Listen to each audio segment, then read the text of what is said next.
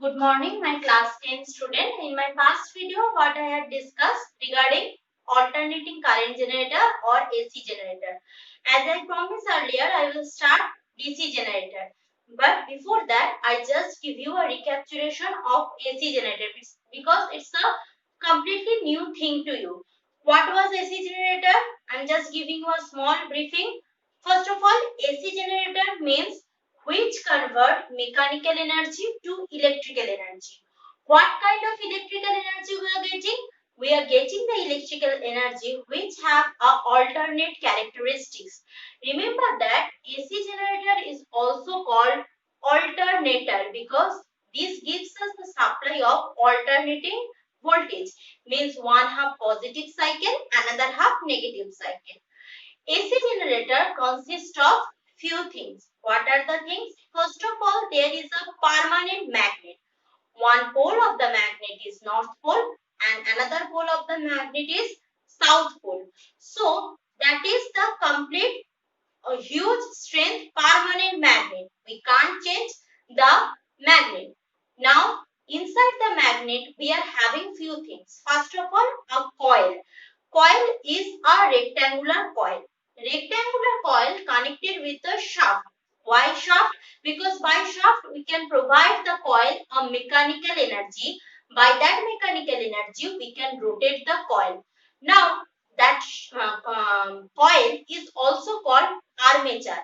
One part of the armature is connected to here, one part of the armature connected to one slip ring, another part of the armature connected to the next half of the slip rings.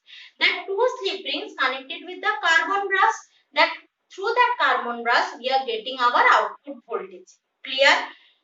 That was all. Now by rotating that either clockwise or anti-clockwise, we are getting our required alternating voltage.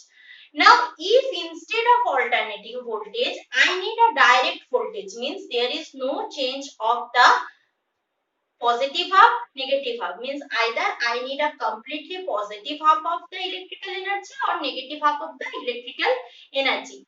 That time we will utilize DC generator or DC electrical generator. So what is that? How does it work?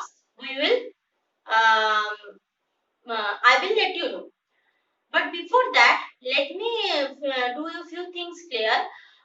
DC generator in your book given in a small portion. If you want to wish to study further, I can provide you further note. In that, whatever note I had given in PDF, that is enough for Madhyamik and for your convenience, because DC generator is quite tricky with respect to AC generator, because the diagram is quite tricky. It is actually practical diagram and the illustrated diagram. There is a huge difference, because if you saw the illustrated diagram, you can't visualize the practical thing. And if you right now at this point of age, if you are viewing that practical diagram, that is for few person, it is quite tricky. So as much as possible I am explaining. Let's go for that. Electrical DC generator.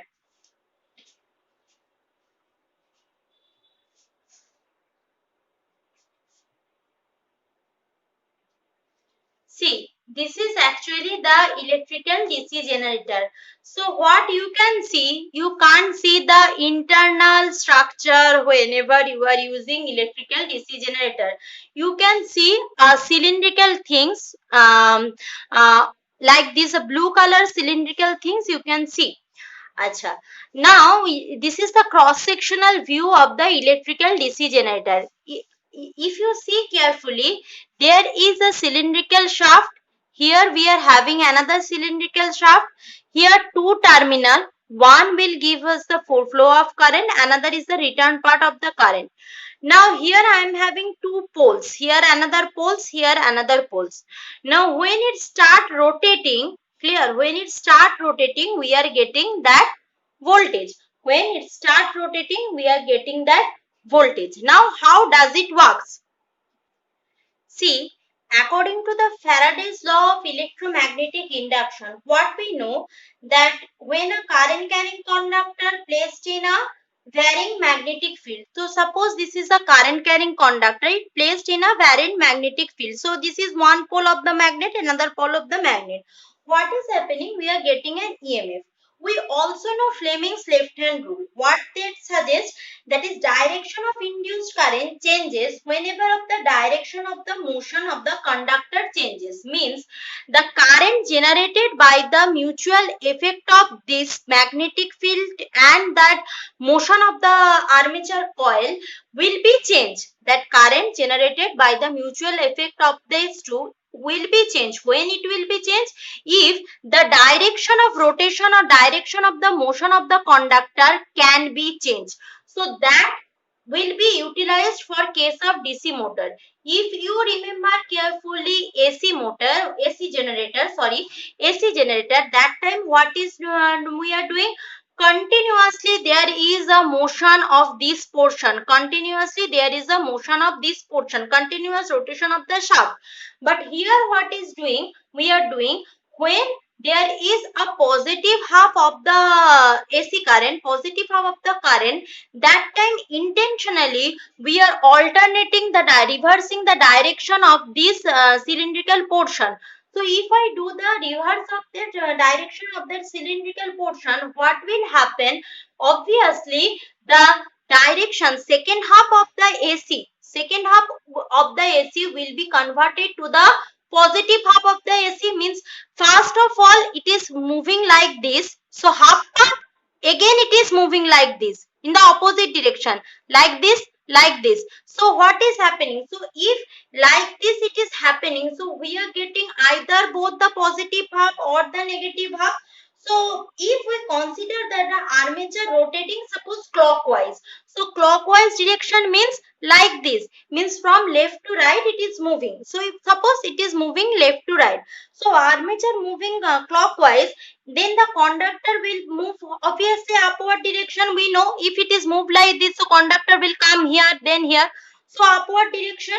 So in a first half of the rotation we are getting a current, no problem. Now direction of current will be in alternate nature, means first half, second half. But if we are using slip ring commutator, means here we are having slip ring commutator. So slip ring commutator do what?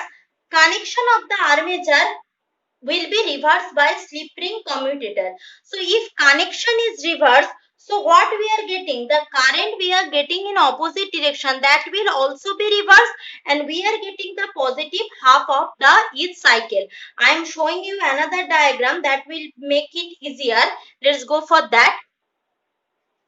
See, this is the inside diagram of that cylindrical coil. So here I am having that armature, as we know, north pole, south pole, north pole, south pole. So actually it is a cylindrical portion. Okay, small gap is there, and we are having that field winding.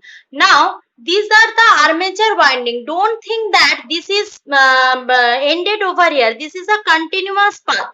Inside that we are having brass. We know from brass we are getting what?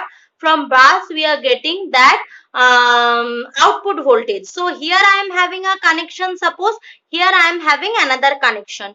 So when it start rotating, suppose north pole to south pole there is a magnetic field, it start rotating. I am getting the positive half armature winding, so I am getting the positive half. Again by this slip ring commutator there is a opposite connection. So if there is a opposite connection, we are getting the second half of that cycle, but that second half is not on the negative half, it is again in the positive half of the cycle. Let's go for the board diagram. I think that will be easier for you. See, DC motor, as you recall, in case of AC motor, this part or this part connected to one split ring, this part connected to completely another split ring. Remember? So what is happening? We are getting two directional current. So here what is happening? These two brass are fixed. These two brass are fixed. Who is moving? This commutator ring is moving continuously. Now, when suppose suppose it is moving like this, so when it is perpendicular with the direction of the magnetic field, so this is previously I am showing you by this. So previously it is parallel. Now it is perpendicular. So when it is perpendicular, this portion of the ring connected to this carbon bars. So I am giving it is R1, it is R2. So this R1 portion connected to this carbon brass. So we are getting that first up. Clear? First up. Suppose first up. Now again it is afterwards. It's like this parallel. So when it is parallel, there is no connection. We know. Now again it is perpendicular. So when it is perpendicular, first of all R1 connected. Again when it is perpendicular, R2 connected to here. R2 connected to here, but